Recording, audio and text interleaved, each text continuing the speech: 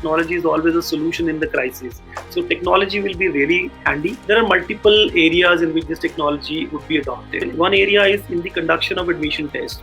The other area where technology definitely will play a most important role is in the learning space. For online education to really become mainstream and enroll, millions of students rather than hundreds of thousands of students, we need to have online degrees that are accredited by the various agencies. My message to all the students and the higher education stakeholders is we need to double our efforts in this time in order to sustain and keep our economy afloat. In India, we have to look at technology and education 4.0 as actually providing education to the uneducated, people who are not getting quality education. Education 3.0 was nothing but technology driven. This is now going to be a permanent feature and is now going to figure in all the teaching learning activities of times to come.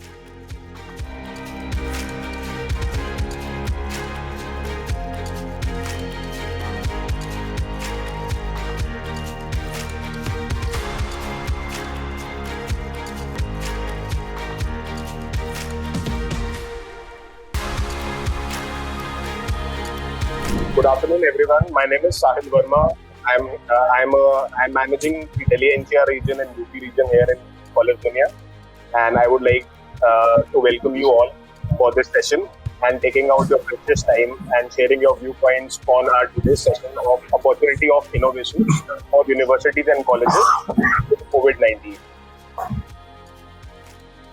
Right.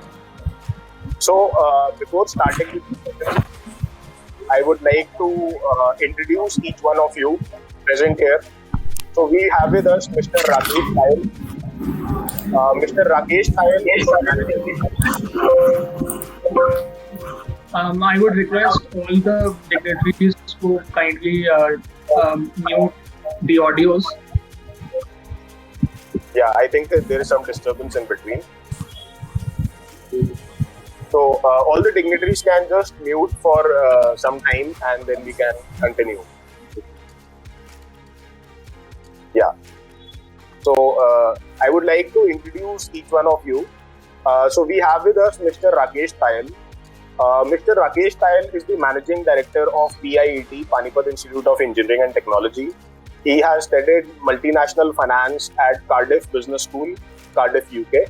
Apart from this, he has completed his studies from Hansraj College, University of Delhi, and MASD Public School, Panipat. We welcome you, sir.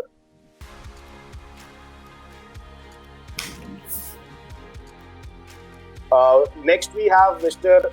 Yugang Chaturvedi. He is the Director General. Mr. Yugang is the Director General of CPJ College of Higher Studies and School of Law, Delhi. A prolific orator, he has travelled widely and has been delivering orations and speeches on the plethora of subjects and skills. Before joining CPJ, he has been associated with a number of leading educational institutions in their operations, personality development programs, etc. We welcome you, Mr. Yugang. Thank you so much. Thank you so much, Kiran. Yeah. So next we have Dr. Mona Gulati. Dr. Mona Gulati is a social entrepreneur. She scouts for her talent in the unprivileged section of the society and takes pride in letting it blossom with all the encouragement it deserves. She has been felicitated by various organizations including Chhattisgarh government and the HRD Minister, Srimati Smriti Irani ji. Dr. Mona Gulati is currently leading United Group of Institutions as the CEO of United Group. We welcome you, ma'am. Thank you very much. Yeah. Coming to the next person, we have Dr. Naga Shweta Pasuputeli. She has done her PhD and Masters in Civil Engineering, specialization into Civil Engineering from the University of North Carolina, USA, and her postdoctorate from IIT Madras. And she has about 14 years plus of work experience. Her specialization and areas of expertise include academics, mentoring, training, and skill development. She has worked in various parts of the globe, including the US, Africa, and UAE. We welcome you, ma'am. Thank you, Sahil. Thank you so much. You're welcome, ma'am. We also have Professor Sudeep Sanil. Dr. Sudeep is the Professor and Dean, Engineering and Technology at NIIT University. Dr. S. Sanil has worked as the faculty in leading universities like Indian Institute of Information Technology, Allahabad, Banaras Hindu University, and University of Roorkee. He is a PhD from Banaras Hindu University. He has over 36 years of teaching and research experience. His areas of research are artificial intelligence, machine learning, information retrieval, and cognitive modeling. We welcome you, sir.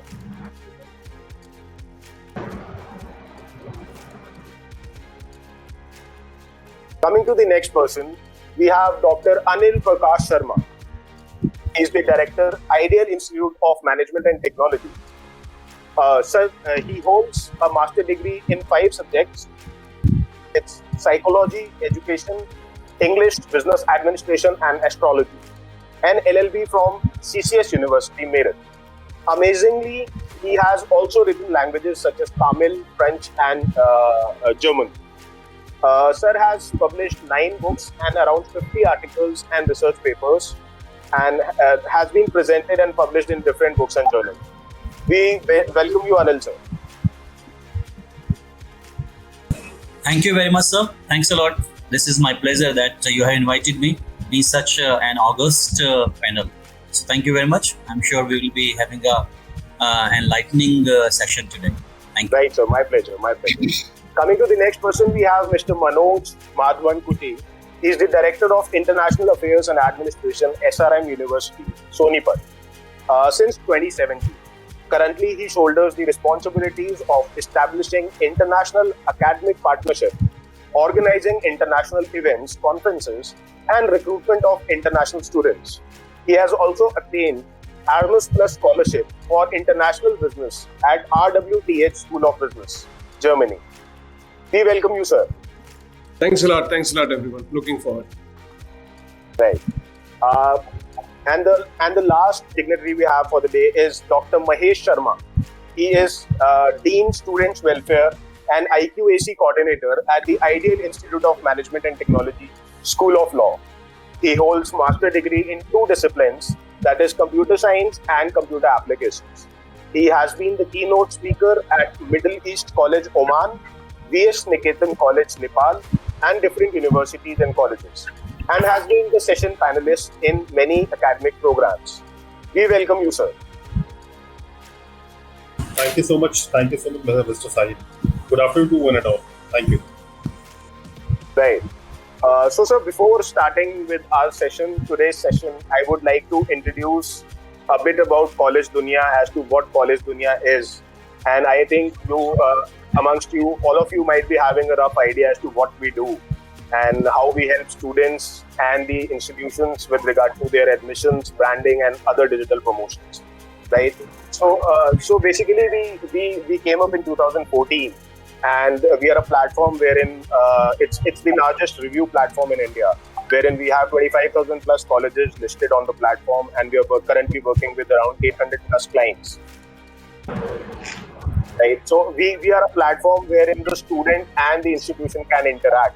So there is a platform wherein the information regarding the institute is available, and the student can come in, log in directly to the website or to the various other platforms like Google by searching in various kind of branded and non-branded keywords. So this is how we help the student having all the information at one website, and ultimately apply for they can also apply for their application on the platform. So before we get into the topic of today, I would just like to give a brief introduction to College Dunia with some slides. So I'll be presenting my screen. I hope the screen is visible to everyone.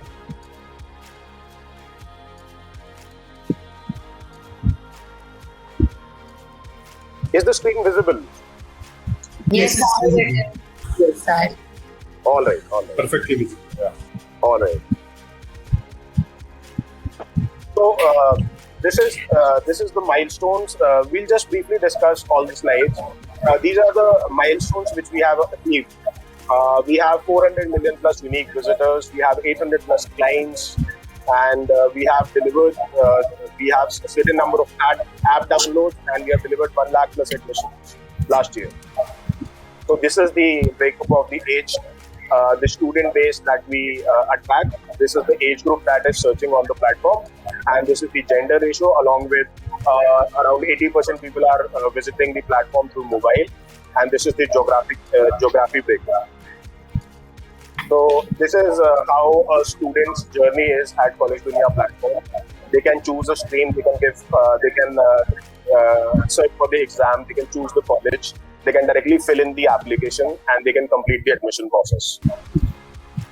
So we have an integrated admission experience wherein have a 24 hours support with chats, counseling, video sharing, and fairs. We also do a lot of remarketing and rebranding activities for our clients.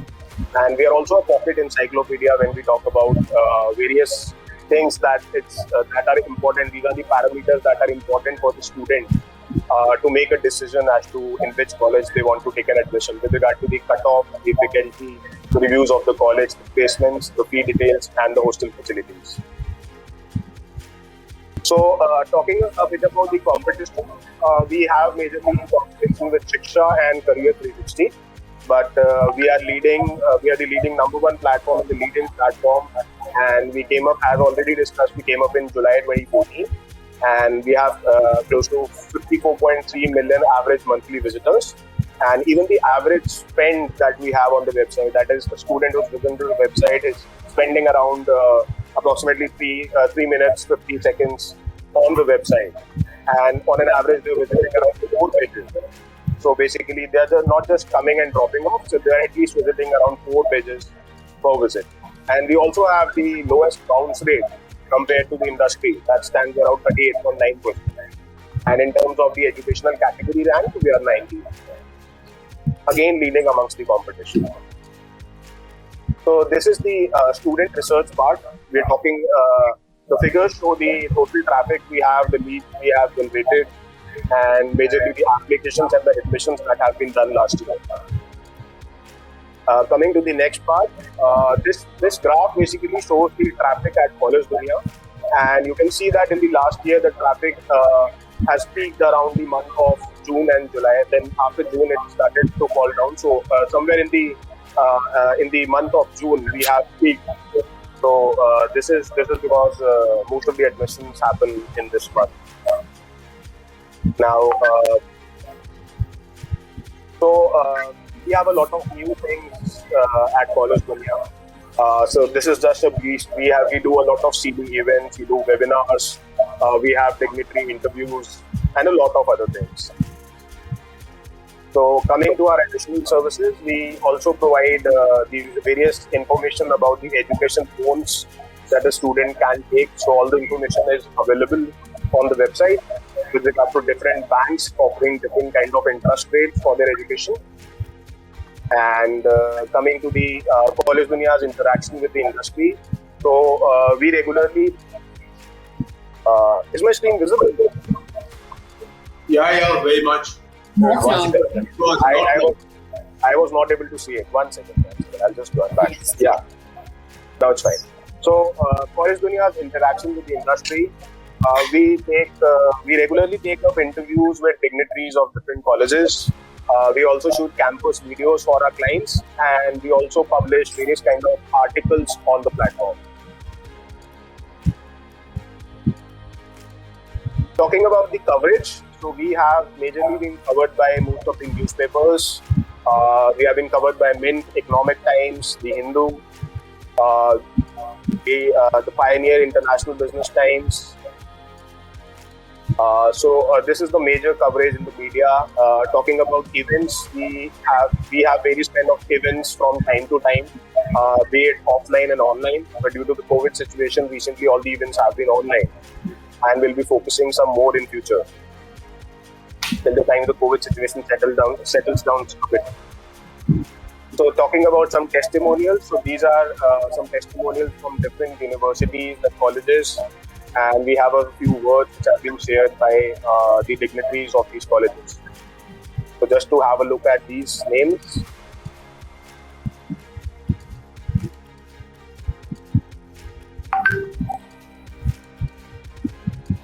So just few names of our existing clients. So we have been working with Chandigarh University, Lovely Professional University, IMI New Delhi, NIET, Shiv Nada University, XLRI. So these are our prominent clients. So you can just have a look at these. So that's it. So College Dunia's motive is power your digital dreams, take your business ahead. So we are equally important to both the institutes as well as to the students who are looking forward for the admission. So with that, we come to the end of the introduction part of it. Starting with today's session. So as you all know that we have discussion on the topic COVID-19, opportunity of innovation for university and colleges. So now we are very much open to the discussion, and I would like any one of you to just start with your viewpoints on this topic, and then we can further go on to some specific questions on it. So Anil sir, I think Anil sir is the initiator, so he would be taking it forward. नहीं, if Yugang Chaturvedi ji चाहते हैं तो he can speak. I have no problem. Nothing like that. Please, Anil ji, go ahead. Okay. मैं तो see, I have been in teaching services for the last 29 years, sir, and all are very learned people over here. Some are professors also of my community. Community means they are from the same background which I am. Sir, I remember that we have been taught in the fields, in the agriculture fields. We had the government schools, we had the private schools also, and we had the studies under the tree also, like Shanti Niketan when we were young students. And then we saw the development of computers somewhere in 1990s also. I did my dissertation with one computer for the whole department, where we used to get the allotments. So we used to do for that dissertation purpose. After that, we came to that laptop kind of things. Then we had Skypes, etc. So when I conducted my first international conference with the help of Skype, I was Professor Shweta Pashupalati is there, and one more professor, Professor Sudeep ji is there. He would remember that one international conference with the help of Skype, we were at Cloud 9.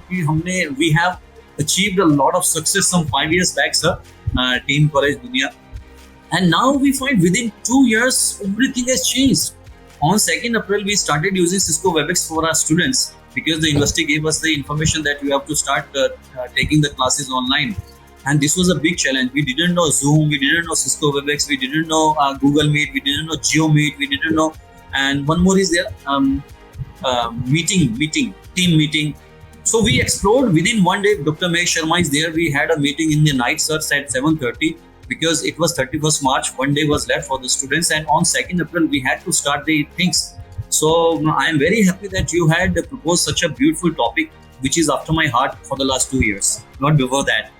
And we managed everything. We exploited everything. जैसे आपने अभी कहा 245 पे login करिए, so we can see that ये वो.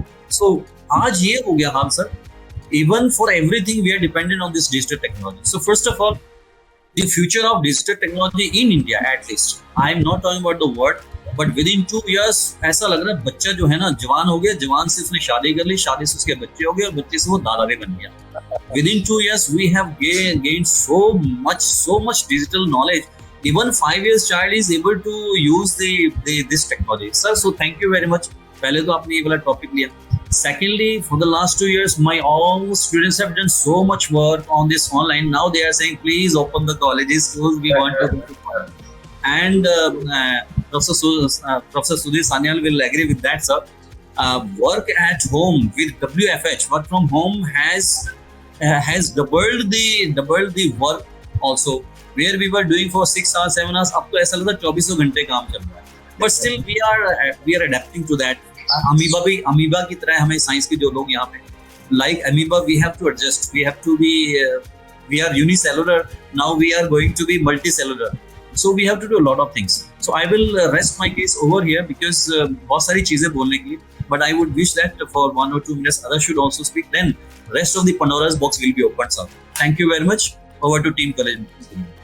Thank you. Right, sir. Thank you for initiating the discussion. So I would like anyone of you to add some valuable inputs on this. Right. I think we'll take Yugang sir and then Sudeep sir. Yeah, I would say we as humans, we are pretty smart guys. Like if you look at the which, God made creature has gone through times and still has survived all the vagaries, then humans is of course the one absolutely today and in prehistoric times. We understand and listen from our all history, the documented prehistory or post-documented history, that okay, these creatures remained on the earth and dinosaurs were there, skeletons being found, etc., etc. But somehow they could not survive the wake of nature or whatever. We as humans have survived, we have adjusted, we have acclimatized ourselves to whatever that has come before us. And what better example than this pandemic, which has not just gripped India or any other part, but the complete world, a global pandemic. I somehow may be wrong, but as much as I have read, I don't think so in documented history there could have been any epidemic or pandemic to this voluminous nature, wherein the whole world comes to a standstill. I don't think so. It has ever happened. Any pandemics it has happened, like the yellow fever during the construction of the Panama Canal, or any cholera outbreak, have been, very specific to certain areas. And of course, it definitely did massive destruction as regards the human lives, but never a global pandemic. Of course, we have had it. The start from Wuhan, I would say November 2019, since the brother-in-law stayed at Shanghai. So we were coming to understand from him how things are happening and developing there in China. And we were quite sure that as the world is so close to each other, the countries, the travel being such a thing today, it was not in our times, when we passed out our college and all, but travel is a very, whether it is for business, it is for leisure, travel is the norm today, international travel. So we used to be, I have a good number of doctor friends. Even in the month of January, we are quite alarmed about it. Why through them only? That this is going to be in India soon. And the moment it is going to be in India, with the kind of a population that we have, with the kind of a working of the complete social system that we have, it's going to be a very, very devastating impact on the Indian economy and even otherwise. And this is what we did see. The moment we started with April, the very first case that emerged. What I would say is, of course, as I just said, and of course Anilji did mention a few lines about it, we as humans have always adjusted and acclimatized ourselves to see to it that we not just survive, but we learn also something out of it, which is more important. Surviving is one part. Another part is that you go through the phenomena, go through the turmoil, and you come back as a victor having learned something out of it. And this is where I feel that where we have gone the right way. Nobody welcomes a pandemic like what has gone through. What we have lost is lost for all times. Whether it is some of our near dear ones having lost their lives, somebody would have lost their livelihoods, etc., etc. A lot of destruction has happened when it comes to emotionally, mentally, psychologically. But of course, we have learned out of it. Nothing was spared, and so was not the education industry. As Anilji said, I remember being a student of Delhi School of Economics. I was 1984-86 batch economics, Delhi School of Economics. And it was in 86 that we were passing out, like I'm passing out my post-graduation. Our library is by the name Ratan Tata Library. So part of RTL was being given to Delhi University to create a computer center. And once you were creating it, they would take their footwear outside, would walk in, and we are all quite aware something called computer is going to be there. That is, I'm talking about 1986. So look at it, the way it has taken the world over. Technology, of course, the last decade of the last century was a technology-driven decade, and it has really brought the world closer.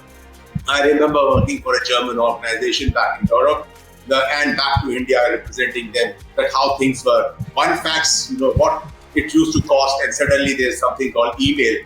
And at the end of the last century, the 90s, the IT revolution, and suddenly you find with the click of a button, your 100 documents can go very clear, not garbled, etc., etc. So today is the age of technology-driven age, and it is teaching us day by day, and we are learning out of it.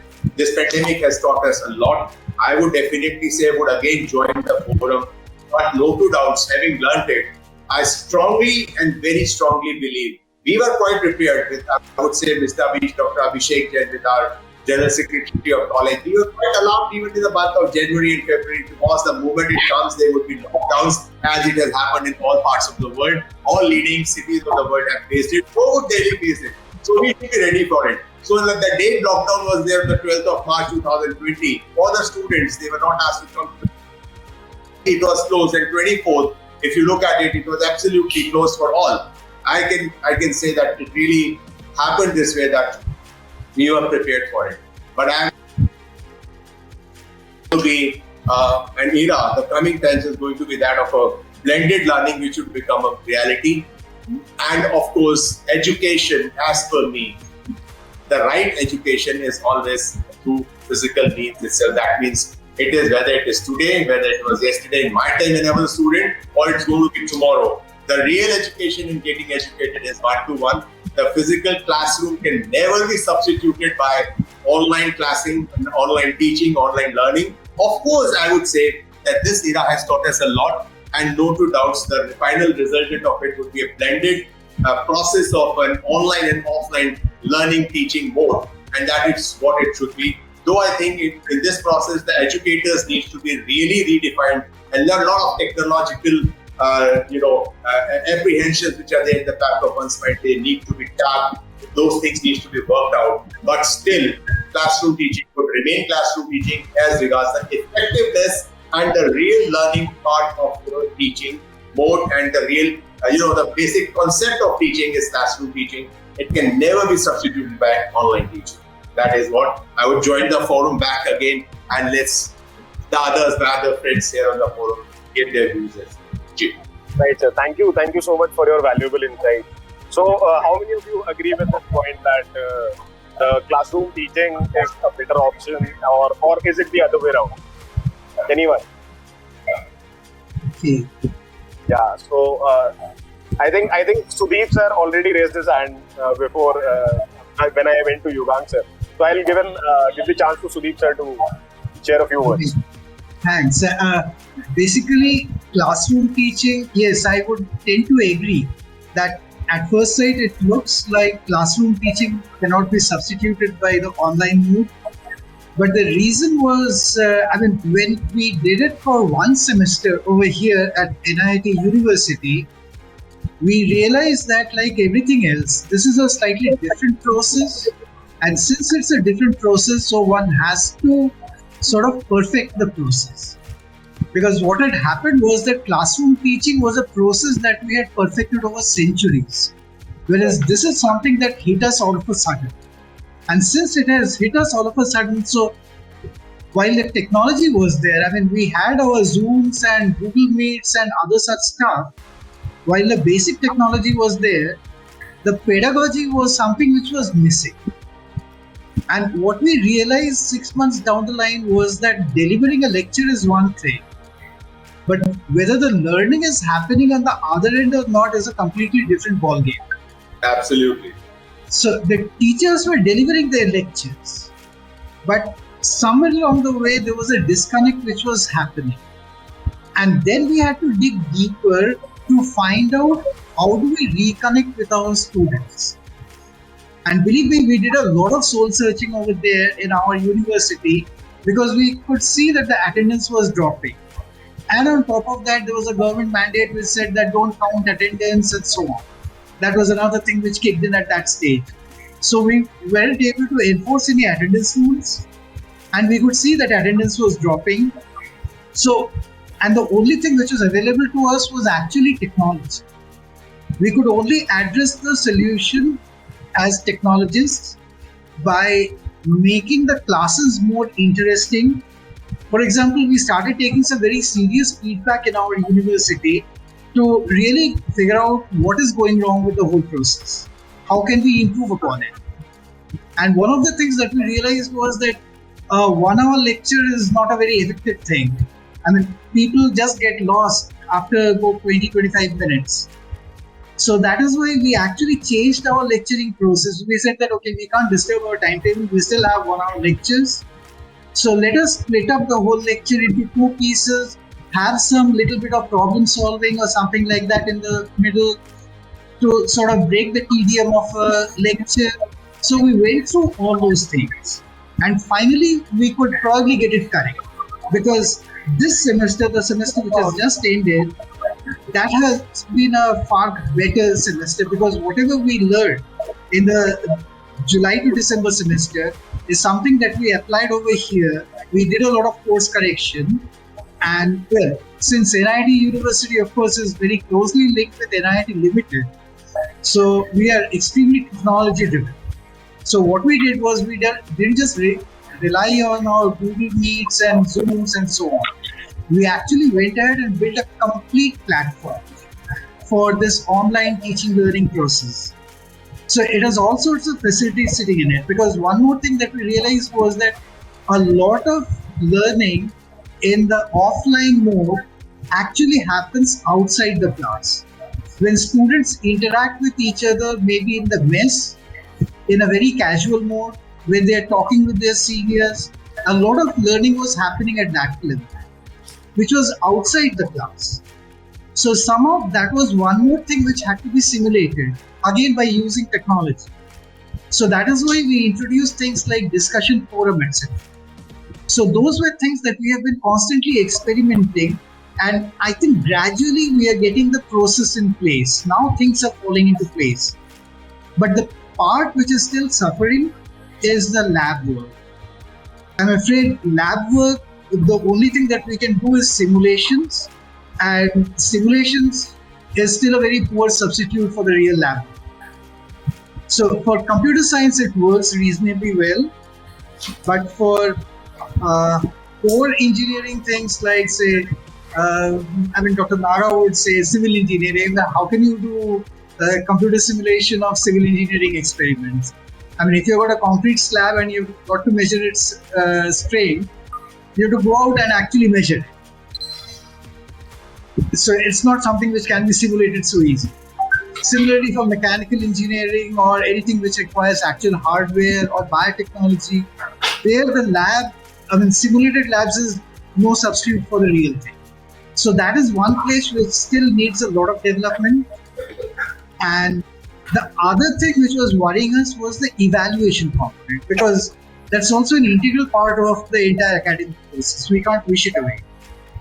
So when we are talking about the evaluation process, the last semester was a bit of a disaster.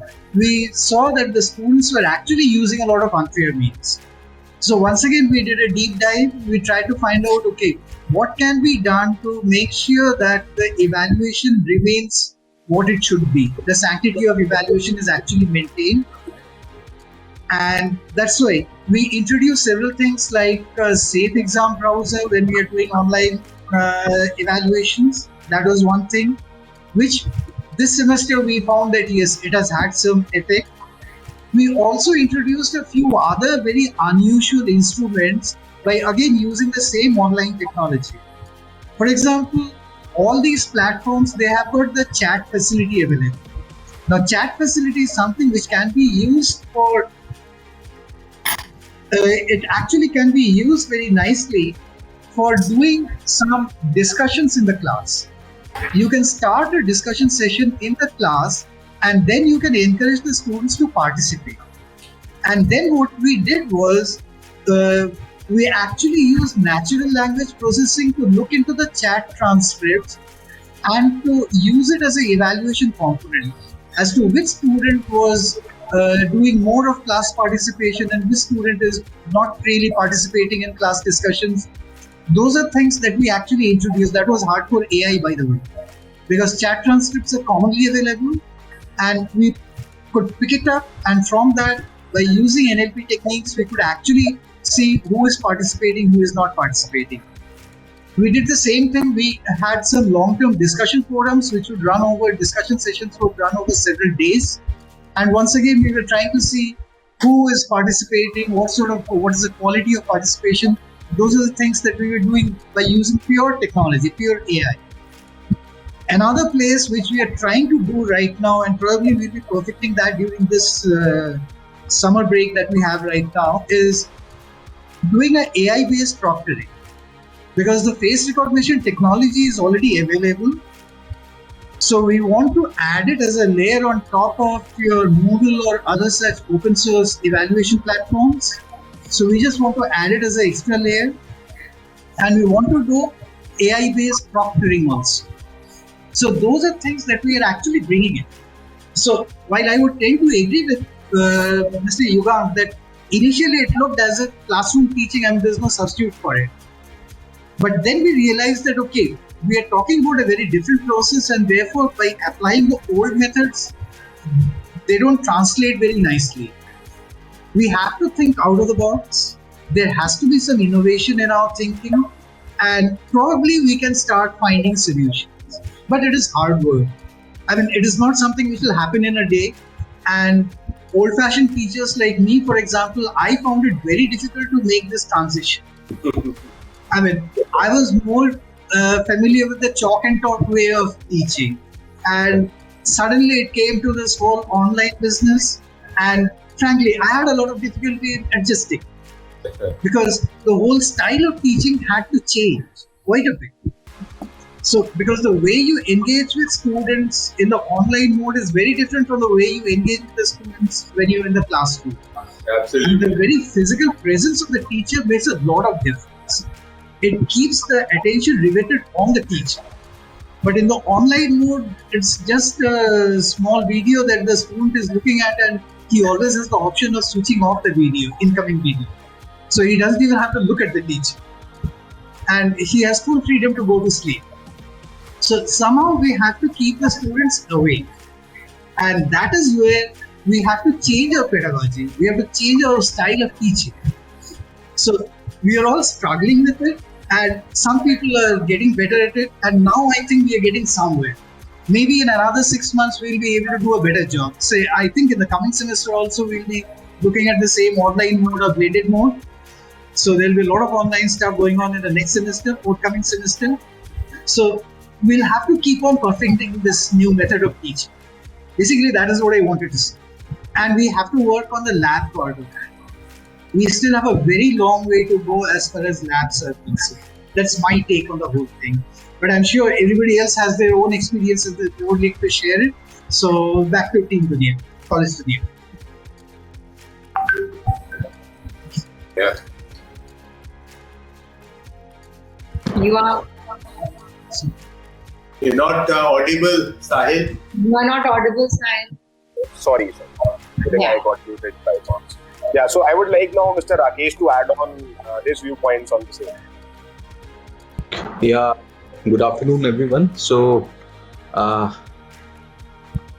Professor Sudeep has, rightly narrated the whole story about how institutions have gone through, during this pandemic time. They have, innovated different ways of teaching and evaluating.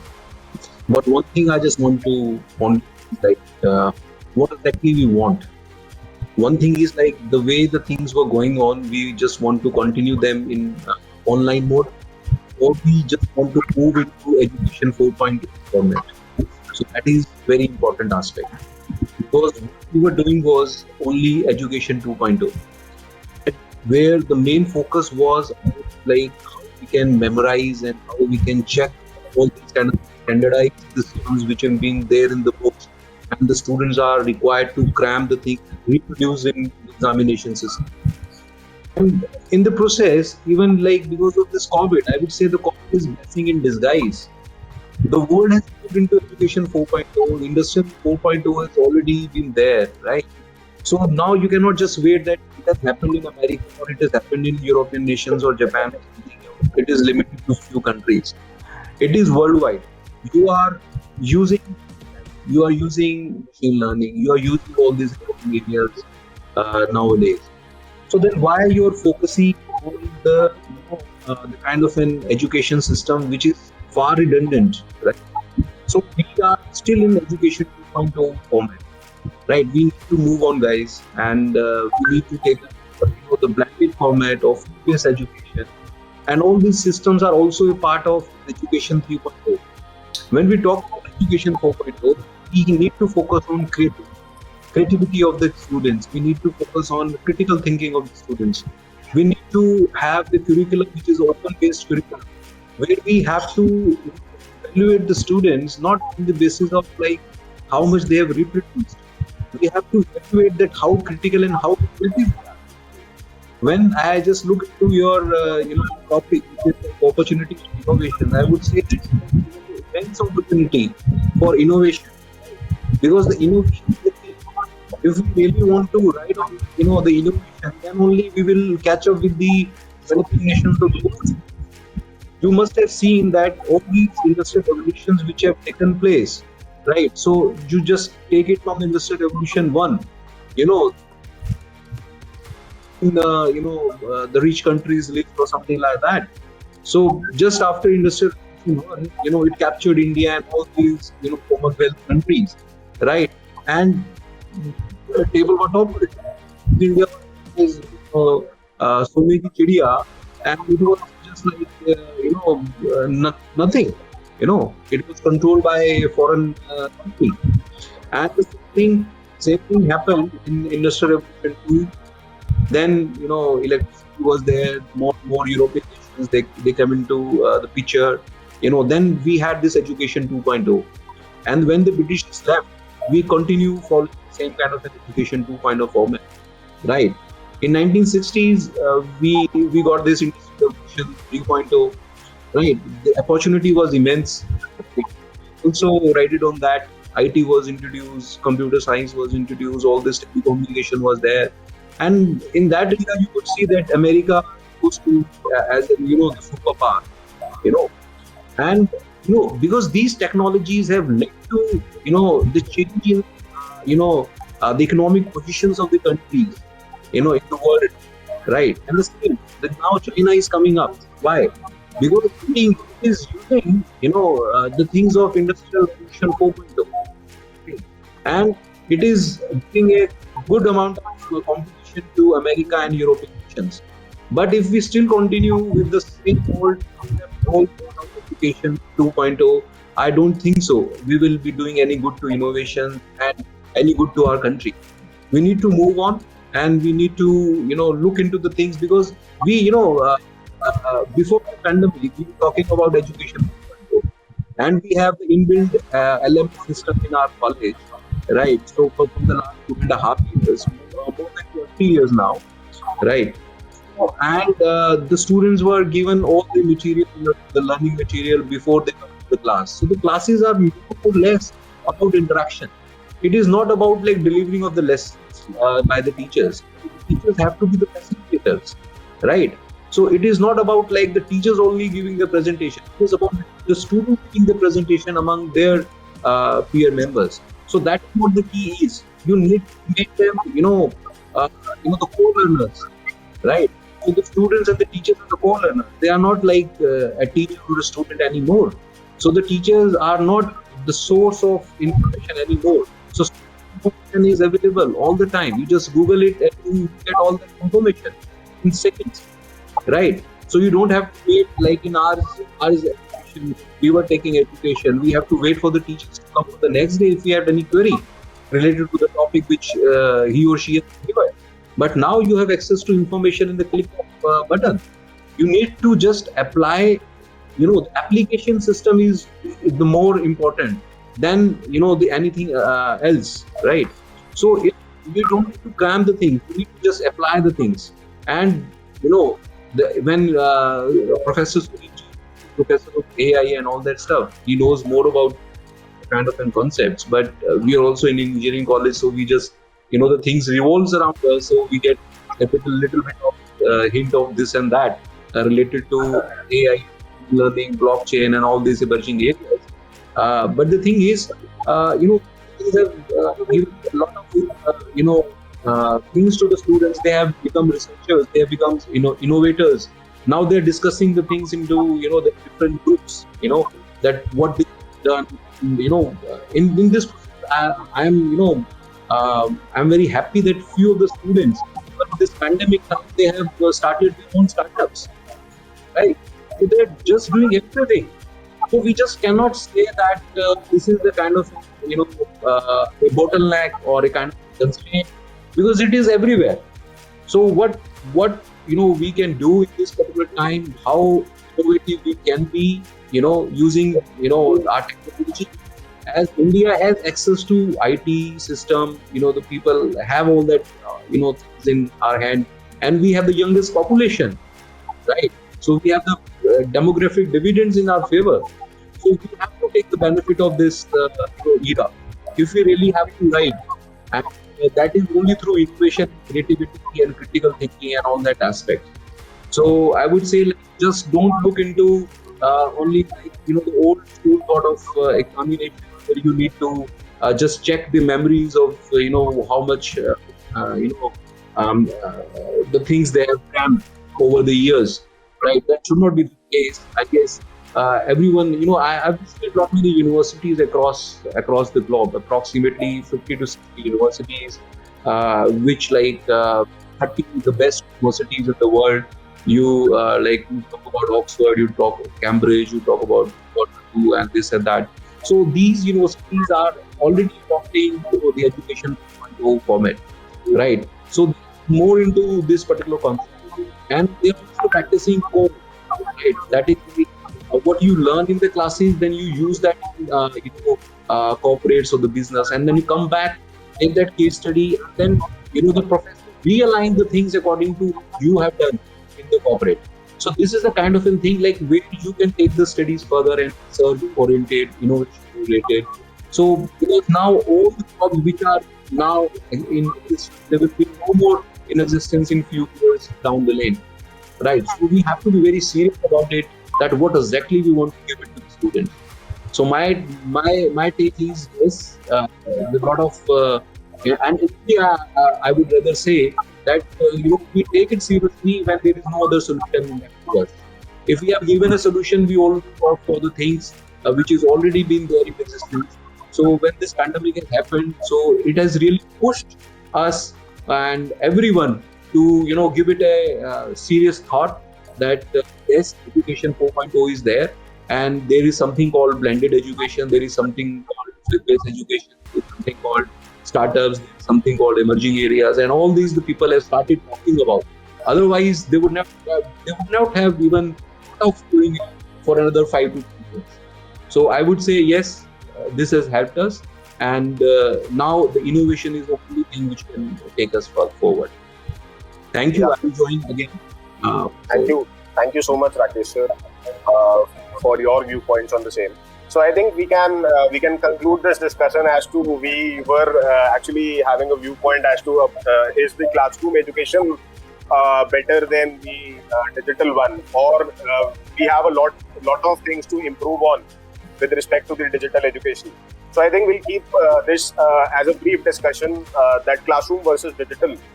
So Shweta ma'am, can you add a few points onto this classroom versus digital part? Yeah, sure, Sahil. Thank you so much, and good afternoon, all of you. As Mr. Rakesh was saying, there are some points I want to pick from that conversation or discussion.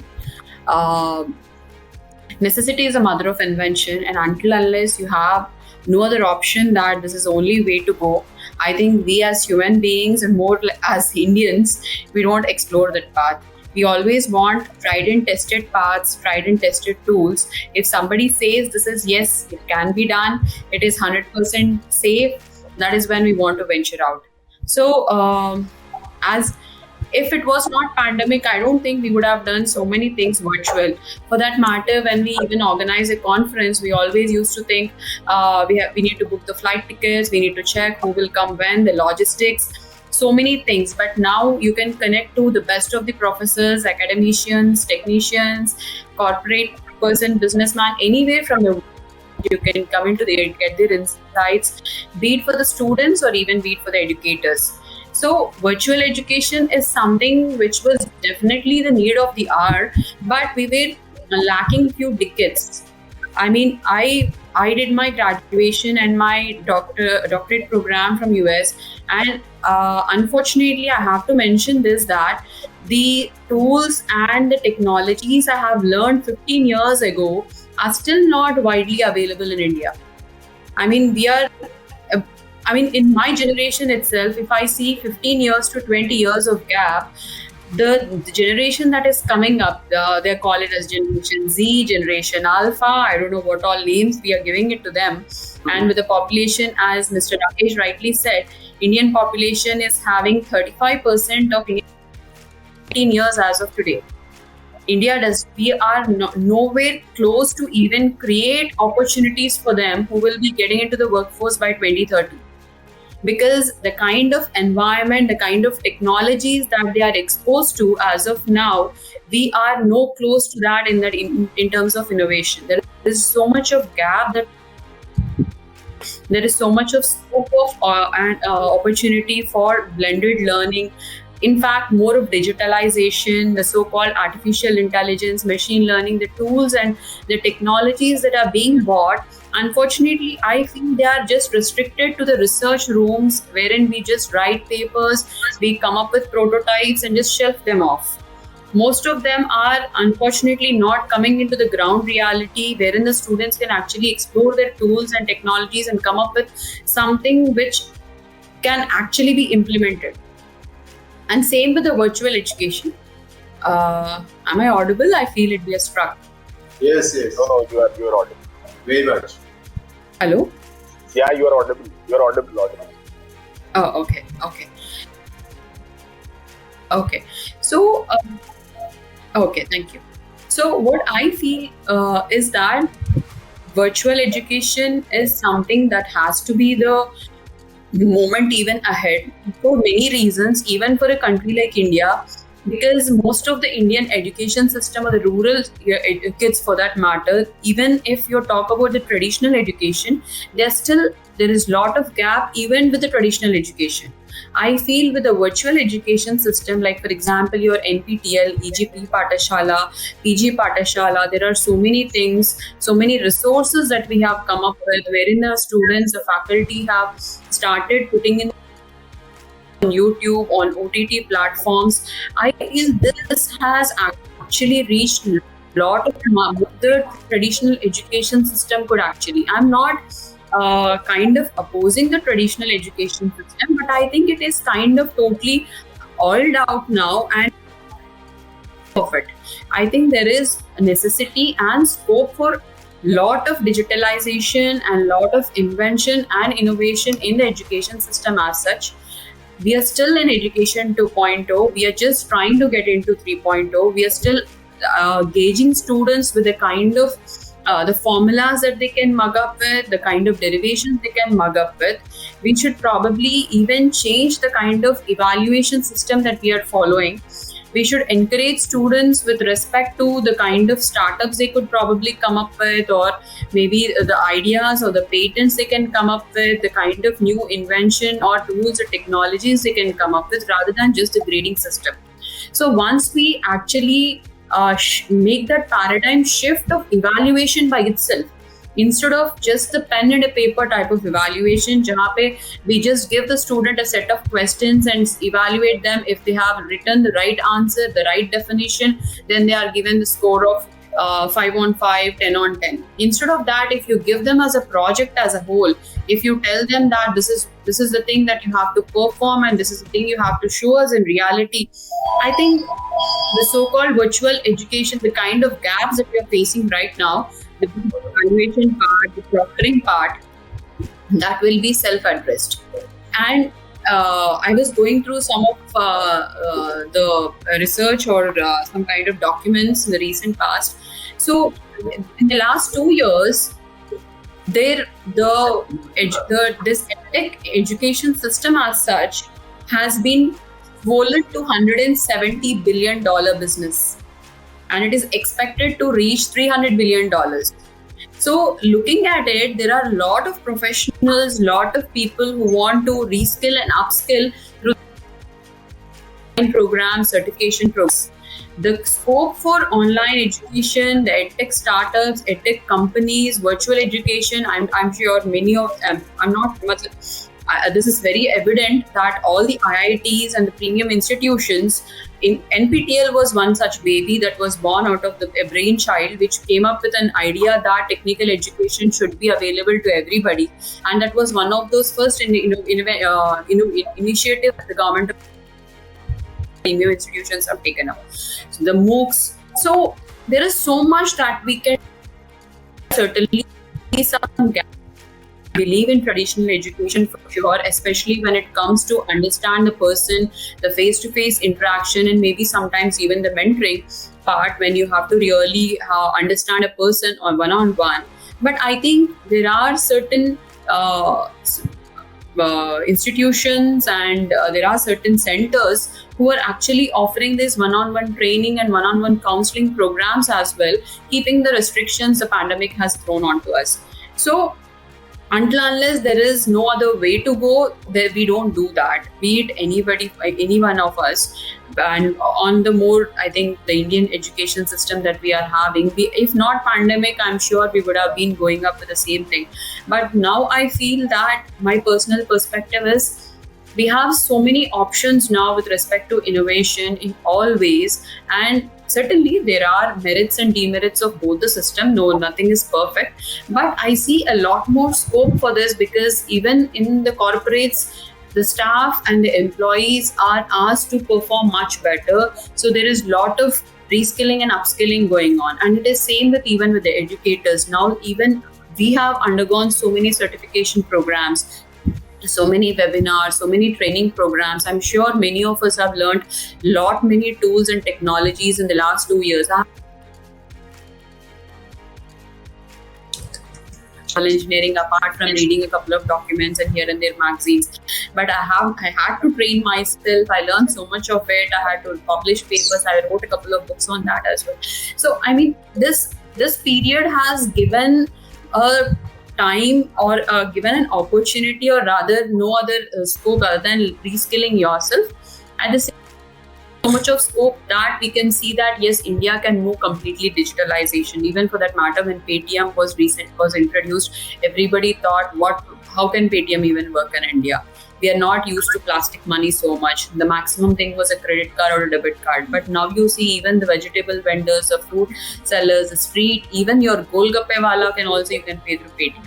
So we are moving to digital world, and we are making immense progress than what we actually visualized. And I'm sure it is the same with the education system.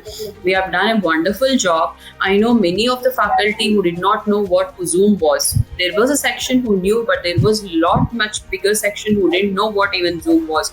They did not even know how to log on or create an Google Meet link. They didn't know how to make a presentation virtually. There were so many things, and now it is so happy to see that everybody is so technologically friendly. They are able to help their students educate themselves, come up with innovative stuff, and I think this is the way forward that we should be looking for. And digitalization and including of digital learning is definitely going to be beneficial for the country, and as such the education system at large for a larger benefit. I think very soon we will be having universities which are totally virtual, even in India, wherein maybe we may probably not have any infrastructure, but they might be operating completely virtually. We don't know what can come up. I mean, technology is so rapidly pacing up, anything can happen.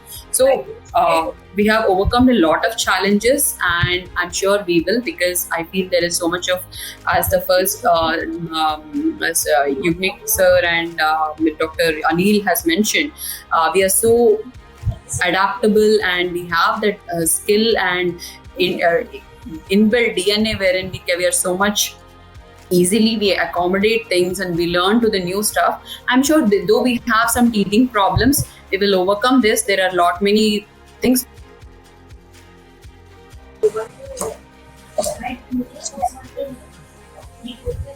From a management point of view, provide the required infrastructure, train the faculty, educators, and give a larger scope for the students to perform, come up with innovative ways of evaluating them, and think that is how we should be moving forward, and I see a lot of progress and that can be made, and a very good future for Indian education system in that direction. Thank you so much. Sahil, can I add 2 minutes only?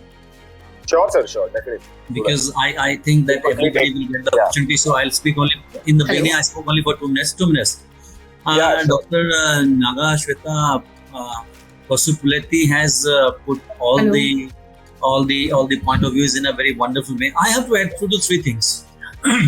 Since every coin has 2 faces, good, bad, right, wrong, false, true, and all these things.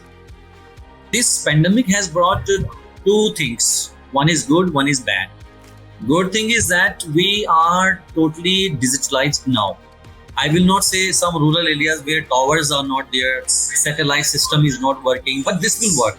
So this is my emphatic view that in the future, within 3 years, you will see India usurping as a giant in technology, which it is already, although we have been a little bit slow.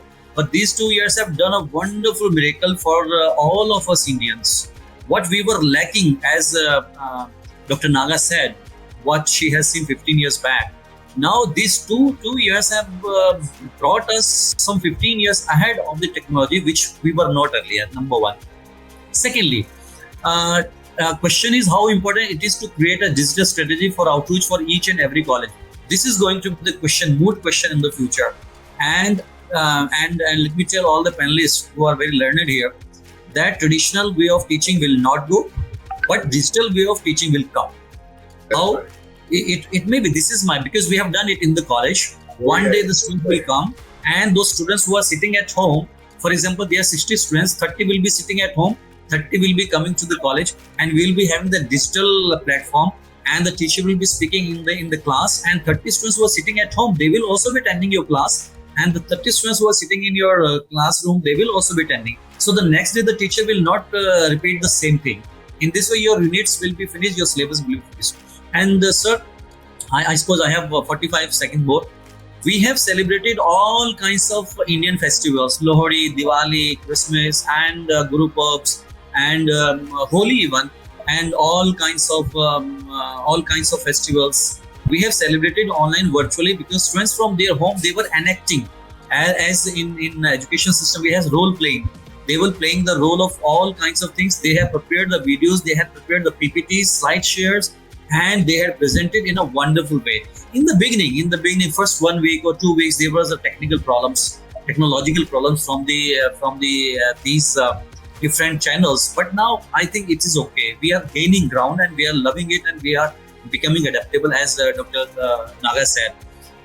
But traditional way of system will not go. The beauty of this virtual system is that we are able to connect with thousands and lakhs and crores of people throughout the world. We have this webinar. I do not know who is sitting where, but I am here in Delhi, and you may be there in Tamil Nadu, Chennai, Dubai, Oman, anywhere. We can talk like anything. But the thing is that if you had to come to my college, then you had to book the flight, then you had to come, then I had to worry about your stay and all this. This has been a good thing. But let me tell you, the mother's love cannot be fulfilled unless you are offline or you are in front of her. हम करोड़ों लाखों kilometre दूर बैठ करके माँ के प्यार को महसूस नहीं कर सकते हैं. Mother has to be there. So the teachers are like mothers. So they have to be there in the classroom, and the students have to be there in the classroom. And new education policy 2020, which was announced in July and came in existence on September 1st, I suppose. That also says that the more and more traditional ways of linking the students with the teachers has to be there. At the same time, digitalization has to be there. So there were many questions in the poll. What should be the criteria for next? But I am telling sir and ma'ams that India is going to rock in the future, and I'll give you 3 years only. In 3 years, you will be on the top of the world. Digitalization is not going anywhere. It is going to stay. But the traditional way of system of teaching will also be there, because students will be lacking a lot of things. The love and affection and the social connect of the students. Otherwise, they are going to miss it. So here I rest my case, and I'm sure whatever all the professors and keynote speakers have said, that will be still there. Although there are so many problems, but we will be able to solve all those problems. If in 470 crores we can send the Mars, what is that? Mangalyaan on the Mars, we can do anything on this earth. So thank you very much. I rest my case. Over to Sai. Thank you so much. Thank you so much. I would like to add I'll come to you. I think you have been waiting since a long time. So I want ma'am to do that. Yeah. No, it's very nice that you hear everybody and then talk. It's easy for you to say anything because many of the points what you want, already the learned August gathering has said. No matter, अब Anil sir ने तो बहुत अच्छा अभी इसका पूरा समक्षीकरण कर दिया कि like there are pros and cons to everything. No matter we were prepared, and being in the education field, we have to be prepared. Yugam sir said that in January, February only they were prepared with the online classes and all. And I was really very happy to know about it. Because when we are leading the show, and the education system is the backbone of any country, so we have to be prepared beforehand. But the other part, Sudeep sir took it very nicely, that there were, and he accepted also, that there were teachers who did not want to and they were not able to, or they took time. But as we say, life keeps on moving and we have to accept the change, we have to adopt. Anil sir said that we are amoeba, we have to be. There is no other chance, no other option. So now when sitting over here in this forum after 1.5 years or 2 years of this, we are able to say, yes, we have changed, or Naga ma'am said that there's a drastic change in technology, Zoom or something. But what about that March 22nd, when it happened? If we sat at that moment, so shayad this discussion would be absurd, because हम में से ही कई जने ऐसे थे, those were not able to accept the change. हो सकता है the 50% they are ready, they were ready. But we are not talking only about the supreme gentry of our students. We have to cater n number of students coming from various backgrounds. No matter, things are changed, technology has reached their houses also. But still, as sir said, this technology has led to one-way communication many a times. Where are those times when we were told that the engineering students should not sit in the classroom and should be on the workshop or should be in the labs? Now we cannot say that because we don't have any option. We are looking for an options which we have online workshops or virtual workshops. But like Naga ma'am started, necessity is the mother of invention or innovation. We have to and we will do it. But there are pros and cons, and as Sahil said, that virtual classroom as well as this classroom, when we compare, on a lighter note, as you have given my description or my profile also read, because I am too much into social also, and I'm taking students from the slum area also. I'm taking my own foundation running, in which I give time and volunteer over there. So beautiful lines, if you permit in Hindi, that I really want to share, that no matter the technology is changing, India is going 15 years ahead in technology, but where is empathy, or as Anil sir said, the mother-teacher or the student-teacher relation, or there is a pressure of the teacher. If Rakesh sir said that yes, education 4.0, but sir, when we are talking about our country, we have to take into account all the students coming from all the various backgrounds. So if you permit, it says, बच्चे पढ़ रहे हैं एक नई इबारत बिना इमारत. बच्चे अब बस्ते नहीं सजाते, ना किताब ना कॉपी में कवर लगाते, ना अपने जूते चमकाते. माएं अब टिफिन नहीं लगाती, ना झंझोड़ कर उन्हें जगाती. टूट गई किसी चीज की खातिर, ना बस तक की दौड़ लगाती. बच्चे फिर भी पढ़ रहे हैं एक नई इबारत बिना इमारत. बच्चे अब नहीं मिलते बच्चों से. Just note it down. बच्चे अब नहीं मिलते बच्चों से, उनके किस्से खत्म हो रहे.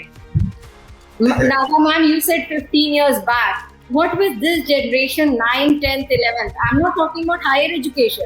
Just imagine they don't have any memories of class 10th board. उनके किस्से ही खत्म हो रहे हैं, गुम हो रही है उनकी आवाजें. Like Sudeep sir said, that it's one-way communication. Whether they are listening to you, the videos are off. Right now, Naga ma'am is facing problems in the technology. I had unstable internet. Yugang sir was not audible when we were having a session earlier. So there are problems which we have to take into account when we are into this education system. We are talking only about the cream gentry. We are not talking about the whole country right now. There are thousands and lakhs types. गुम हो रही हैं उनकी आवाजें, बच्चे अब शोर नहीं मचाते.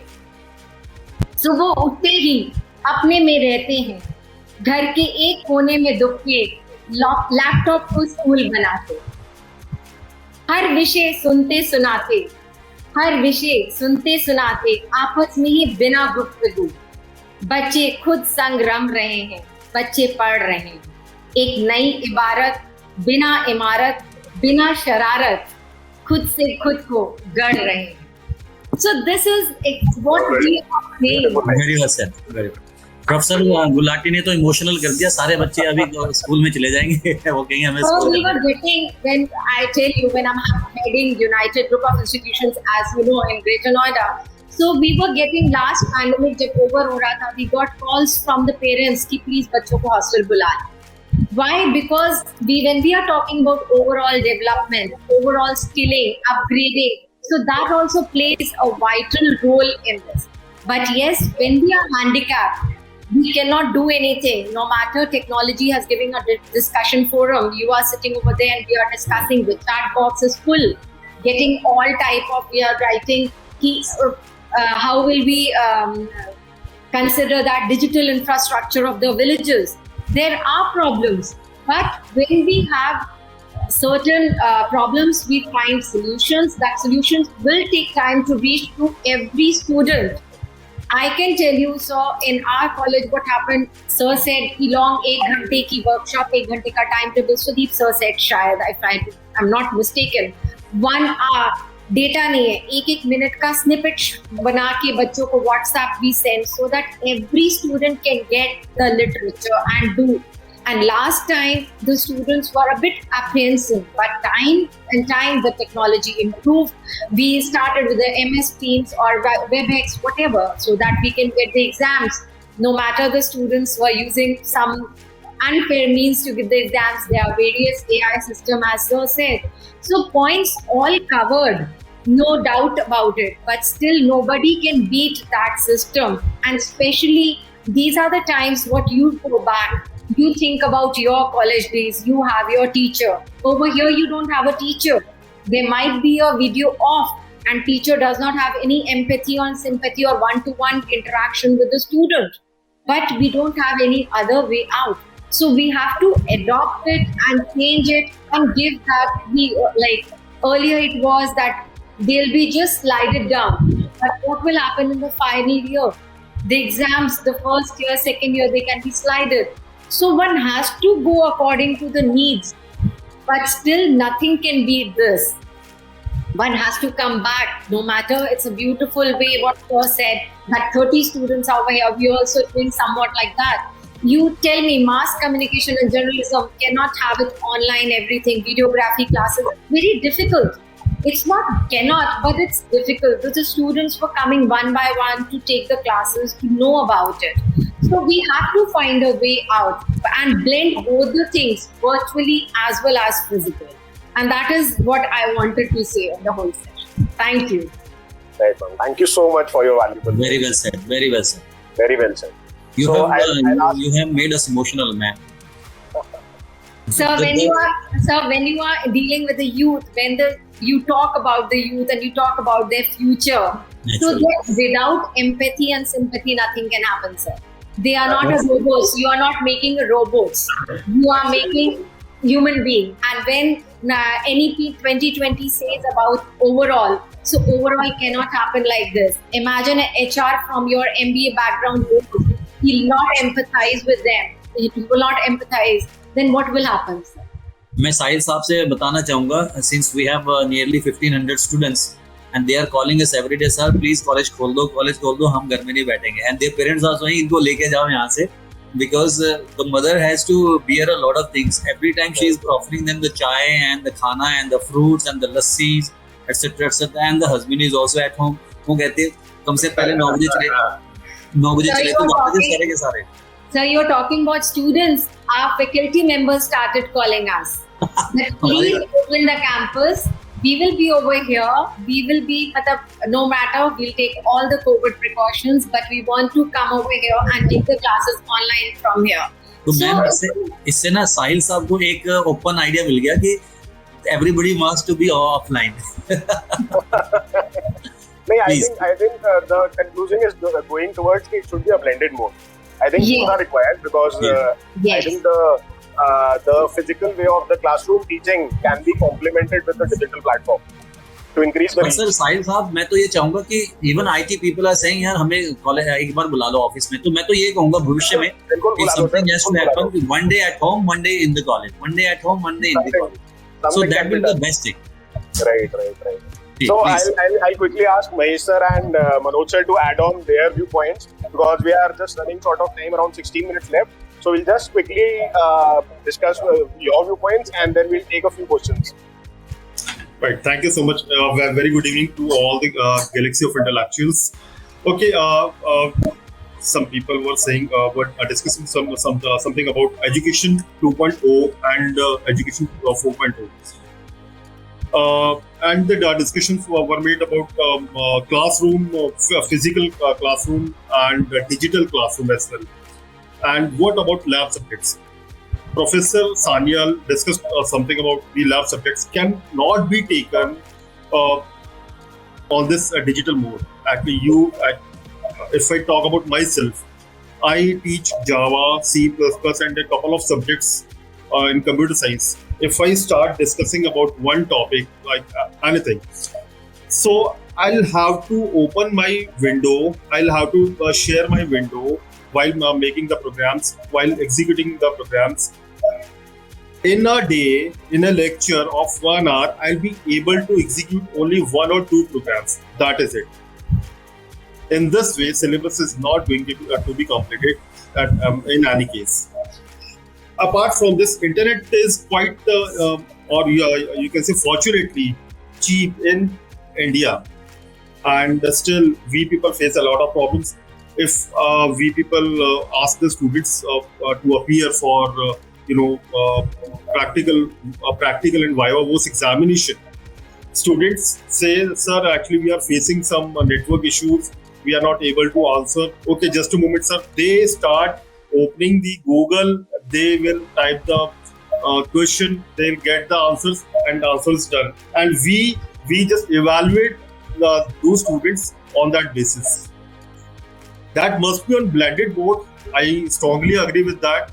As Professor Sharma told us, that traditional system must not be ended. We are preparing what? We are preparing the students. We are preparing the,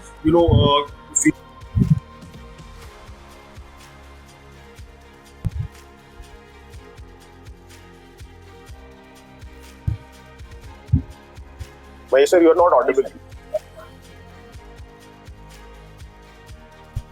Mahesh sir, you are not audible. तो free तो हुए आप. We lost the connection. I think with the internet. So I'll ask Manoj sir to add on a few points until then. Yeah. So good afternoon once again. I've been very patiently listening to everyone.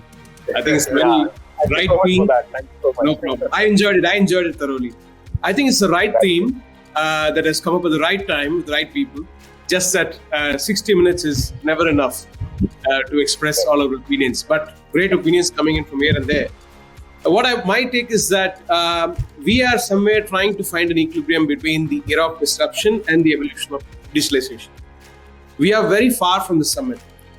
But yes, this pandemic has acted as a catalyst. So if you see SRM, fortunately, we have a brand legacy of 50 years in higher education. And thankfully, as a data-driven university, one thing I would like to share what happened in SRM. The moment we went digital in terms of the lectures, we saw that immediately the average attendance went from 72 to 86%. Right? So there's a 14% hike that happened over a semester through digital learning. Yes, it is debatable if it's replaceable, if it's going to replace or if it's going to complement it. I think we are far from what we say as perfection. Probably we'll never reach perfection in the first place. But what I can tell you for sure is that there is definitely, you like it or not, the disruption is happening right under our eyes. And SRM has, if you look at our history, in 2018, we were one of the first university in the country to have the Future Skills platform. This is an NASSCOM's initiative where you have a plethora of courses starting from not just about engineering and technology. You have courses on psychology, well-being, yoga, and there are literally thousands of courses there. The students are already sort of engaging into the digitalization. They were sort of getting sensitized for that. So this pandemic has just pushed the button to just, to fasten the process up. And I'm sure everyone of you know that UGC has already announced that 40% of the course is to be online. It can be delivered online. And this is not about pandemic, right? Even this is going to be there forever. And what this situation has taught us definitely is that the students are really adapting to that. It is rather people like us who are slightly finding it difficult. For example, evaluation. I'm sure lecture-wise we are able to deliver it. We are able to do some justice to mimic a classroom environment. When it comes to evaluation, there is still a long way to go. I completely agree with what Professor Sanyal just said. It's evaluation or the assessment criteria that is becoming a little bit of a pain. Of course, thankfully, there are a lot of AI tools. Safe Exam Browser was mentioned, and the likes. We have all these things. But at the end of the day, what we need to see is if you look into the education system, Singapore has completely abolished the conventional education system. Likewise, if you see someone was talking about virtual university, if you look into industries where we deliver the product to the industries, right? We deliver the skill force for the industries. Industries have already stepped to that particular domain. For instance, Zoho has come up with Zoho University, where a 10th standard student can start his education. There's no need for degree. He can go all the way to the CEO level without any degree. So you see, industries have adopted already. Global people are already adopting these technologies. So likewise, I think as a higher education, we are also slightly moving from a pure exam evaluation, pen and paper based test, more of critical thinking, questioning things, and trying to have the peer learning beautifully happening right now. So with that, I think it is the right moment for everyone to take a step back and realize the journey. It has been so long that we have somehow lost the game in terms of revolutionizing the industry. And I think this is the juncture. And with all the panelists sharing their views, you like it or not, digitalization is there for you. Of course, it's not going to, destroy the conventional learning or sort of demolish it, but it's sort of going to be complementary. So blended learning is there for you. This will take a long way. Thank you.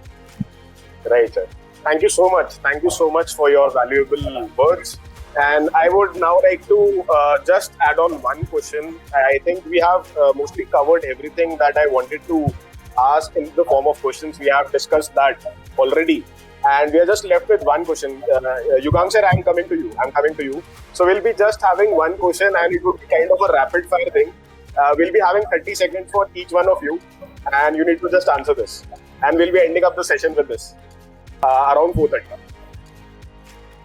So the question is, in a country like ours, will technology increase the access to education or create a larger divide?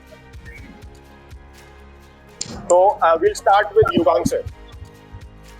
I think it is not going to be creating a larger divide. It only makes the eyes wide open about the facts which is lying in the country, that what areas are absolutely requiring to be digitalized, to be brought into those amenities. So in short, I believe that is not kind of dividing. Technology is something which is not an inborn thing, very frankly speaking. An artist, a painter, a poet is an inborn talent, that's a creativity. I would not, with due respect in regard to any of the technocrats here, you may have the ability, the audacity to learn, of course adapt it, but it was not inborn into you. You definitely went through it. So when it comes to digitization, so definitely it is the process which is brought in pan-India, if we talk about our country. And of course, that is one thing which will take some real good time, looking at the spread of our country and looking at how the country is kind of, being worked upon when it comes to the divides between different economic setups, etc., between states and all processes in together. Thank you, sir. One thing I would one thing I would just add on over here would take just a 1 minute. If we really look at the topic which we introduced today, the opportunity of innovation for universities and colleges. So the moment we look at this topic, I was just going through it while listening to all my friends here. Innovation is one word which just needs to be looked at. We have 2 words in English. One is by choice and one is by default. If we really look at the shift to e-learning, that is not by choice, that has happened by default. So you must understand that any innovation comes by default. The pandemic came, so we were forced to look into that aspect, and we looked into that aspect worldwide, not just in India. If we really look at any innovation which comes and it is forced upon you, if it has to start looking at the pros and cons of it. Otherwise, anything which comes to choice, any innovation which comes to choice and is adapted, has already seen the pros and cons. And it's always for the betterment and for the good, as it is being taken. But here, of course, things are going to be in accordance with what is going to be the future. So things would, as everybody had said, a campus without students, consider it like a jungle without birds. The life, the whole soul, spine of a campus is the students itself. I think so the complete worth of the prime universities and colleges pan-world, it would lose its shine, it would lose its prime importance if we think about the complete online digitization of education. The prime feeling inside to get college, for example, that prime Delhi University colleges today, or any other great place, the IITs or the IIMs, think it is about the peer group, the students with whom you would be there, one-to-one education of the system. So this is what I think. So the digitalization is okay. Then would be a pretty good challenge, and educators need to be redefined for that, and that is definitely going to be a big concern. Right, sir. Thank you so much. So we'll come to Anil, sir. Anil, sir. Sahil, I would like to add. आपने 30 second दिए, 30 second में 6 लाइनें बोलूँगा. First of all, the thing is that all the colleges are affiliated to the university, to any university. No college is de-affiliated. It is always affiliated. It is the guidelines which are given by the university, colleges follow. First. Second is that all the colleges are not government colleges. Most of them are private colleges. 2. 3. All the private colleges and government colleges have to see that how they can purchase those channels which are helpful for the students. For example, they can purchase it for 3 months, for 4 months. We have purchased for 1 year. But now we see that this is going to be part and parcel of the game. So we have continued it, and we have again purchased it, because this is going to be the digital strategy. And 5th line, we had no strategy. Dr. Gulati, आपका ध्यान चाहूँगा. आपने बहुत अच्छी कविता पढ़ी है, and Dr. Sanyal also. We had no strategy, ma'am. Still, we have been able to strategize everything. So if we can do it, and in the future also, we will have to do a lot of strategies for those students. As one of the ma'am said, necessity is the mother of invention. So आविष्कार ही क्या बोलते हैं, आवश्यकता ही आविष्कार की जननी है, and we have to see to it that those अभी हमारे बहुत सारे students के पास नहीं था, लेकिन they have been able to do it. Most of the things we will have to do ourselves, and rest of the things will be done by the government also. More and more strategies will be coming from the government also. But at the end of the day, it is the last man standing in the field who wins the war for us. तो हमें अपने अपने हिसाब से अपने युद्ध लड़ने पड़ेंगे. जैसे भगवान श्री कृष्ण ने कहा कि हमें अपने युद्ध स्वयं लड़ने पड़ते हैं. तो हमें सभी को अपने युद्ध स्वयं लड़ने पड़ेंगे, and we will be the successful people in the end. Thank you. Rightly said, sir. Thank you so much. Mona ma'am, something to add? Anil sir ने बहुत अच्छी बात बोली, तो मुझे कुछ बात करनी थी, आपसे बता देती हूँ. आपने 30 सेकंड दिए हैं, शायद 1 मिनट या 2 सेकंड में खत्म करती हूँ. It's beautiful forum of educators over here, and if they make up their mind, they can do wonders. And as it's rightly said, Guru Govind do khade kakela vyopar. So it's like उसमें भी कहा हुआ है कि Guru is everything. The teachers over here, we all are into teaching. Everybody is teaching. Everybody is into the students. So if they make up their mind, कहीं भी division नहीं आएगा. We will be having a blend of everything.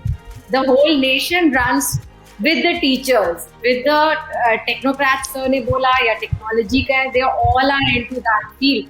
So if we take it, so we'll do wonders. And of course, India is never behind, no matter we are spread too much, no matter our population, we have to take everything. But it's just when the trigger, we get it. So Mangalyaan pe hum pahunch gaye, so this is also nothing, we'll do wonders with that. So no division, we'll take it forward in a good spree. No matter the blend comes, जैसे भी जब हम discussion forum निकाल सकते हैं, technology based, आज हम ये कर रहे हैं, we are having many sessions with the students also. So we'll do that also. So this is it, what I had to conclude with. Thank you so much, Mona ma'am. So I would like a final conclusion on the webinar. So we are just left with 1 minute. Anyone. Sahil sir, इससे पहले आप खत्म करें, मैं इन जितने भी panelist यहाँ बैठे हैं, मैं उनको अपने कॉलेज में ऑन वेबिनार या फिर ऑफलाइन जब भी होंगे उनको इनवाइट करना चाहूंगा. ये मेरी तरफ से निमंत्रण है सबको. और डॉक्टर महेश शर्मा को मैं कहूंगा सबके साथ कांटेक्ट बनाएं और जल्दी हम किसी न किसी प्रोग्राम में आप सबको इनवाइट करेंगे सर. So thank you. मैं एडवांस में आपको थैंक यू कह रहा हूँ कि मुझे पता आप आने वाले. Right, sir. Right, Manoj sir. Tell me. Yeah. So, it has never been a divide in the first place, and it will never be. So when I would just like to recollect when I was in Germany as a student, there was something called as EduRoam. So as a student, I could walk away anywhere with the free Wi-Fi. And right now, if you see, Tata is already adapting all these technologies in the railway stations. Right. And now we have India is having one of the cheapest internet prices in the world. And now a lot of NGOs are coming up with giving, digitalizing and empowering India. And I think it's just a matter of a little bit of time. And it is definitely not going to be a divide. In fact, we are all going to embrace this with open arms. So that's what I would like to say. I think we're done with the time, and thank you so much for taking out this time for this wonderful session. And thank you so much. Bye. Take care. Jai Hind to everyone. Thank you, Sahil. Thank you so much. Thank you all. So nice to see all of you with the doubts about it. Thank you. आप लोगों से पुनः मुलाकात होगी. And I'm going to invite you very soon. Sir. Yeah, one last request from my side. Sahil, if you can share the coordinates of gentlemen as a general email to all, I think we can stay connected. Maybe a LinkedIn profile or an email. Naturally. Great. Done. Thank you very much. Take care. Thanks a lot.